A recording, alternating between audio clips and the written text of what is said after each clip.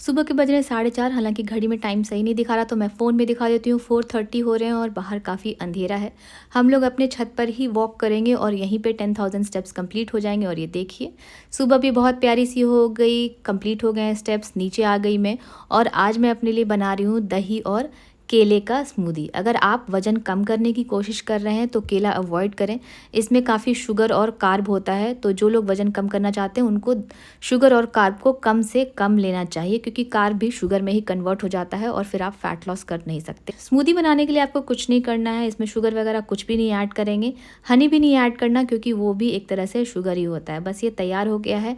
ये एक अच्छा ब्रेकफास्ट सब्स्टिट्यूट है। अब इसको लेने के बाद मैं कर रही हूँ वर्कआउट अपना। आज फोकस करेंगे एब्स पे, तो दोनों पैरों और हाथों पे आ जाएंगे और ये बर्ड डॉग एक्सटेंशन करेंगे।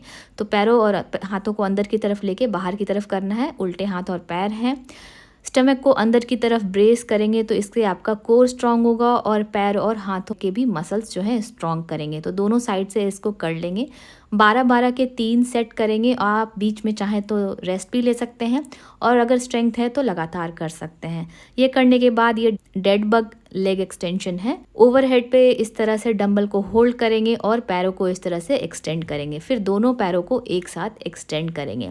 इसमें भी आपको कोर को ब्रेस करना है, यानी कि स्टमक को अपनी तरफ अंदर की तरफ लेना है। फिर ये नेक्स्ट लेग एक्सटेंशन जो है, इसमें डंबल को आपको पीछे की तरफ लेके जाना है ताकि स्ट्रेच हो अच्छी तरह से। इसमें आपको लोअर बेली में अच्छा खासा स्ट्रेच महसूस होगा।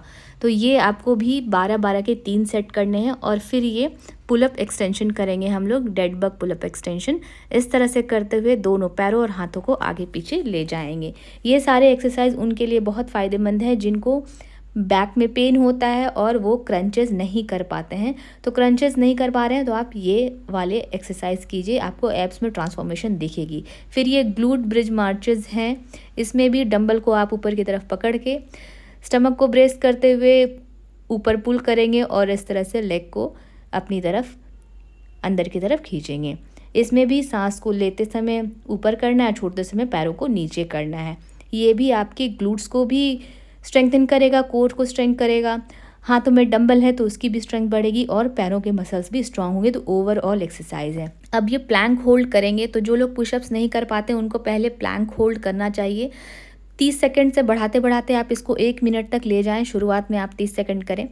फिर ये प्लैंक का ही एक वर्जन है। इसको अगर आप करेंगे तो आगे का पुशअप आपके लिए आसान हो जाएगा। तो जो पुशअप नहीं कर पाते उनके लिए पहला स्टेज है कि आप प्लैंक होल्ड करें, फिर ये वाला एक्सरसाइज करें। फिर ये प्लैंक पुल्स हैं, जिसमें हम लोग डंबल को एक साइड से दूसरे साइड की तरफ मूव करते हैं प्लैंक के पोजीशन में।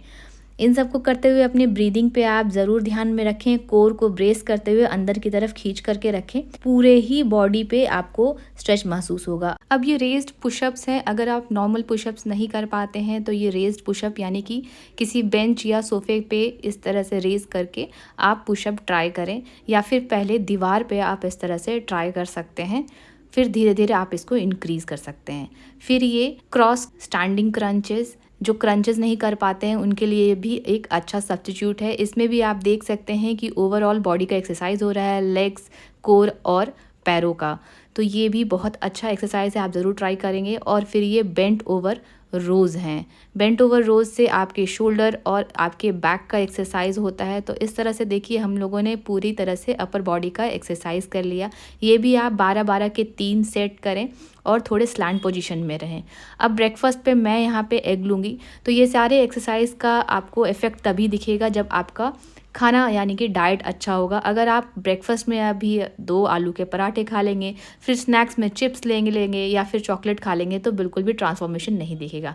मैं यहाँ पे एग्स ले रही हूँ और बिना योक वाला खाऊंगी, क्योंकि मुझे योक से प्रॉब्लम होती है। अगर आपको योक से प्रॉब्लम नहीं है तो पीला वाला पार्ट भी ज़रूर खाएँ और एक्सरसाइज करते रहें। कोई क्वेश्चन हो तो मुझे आप कमेंट सेक्शन में पूछ सकते हैं। Thanks for watching.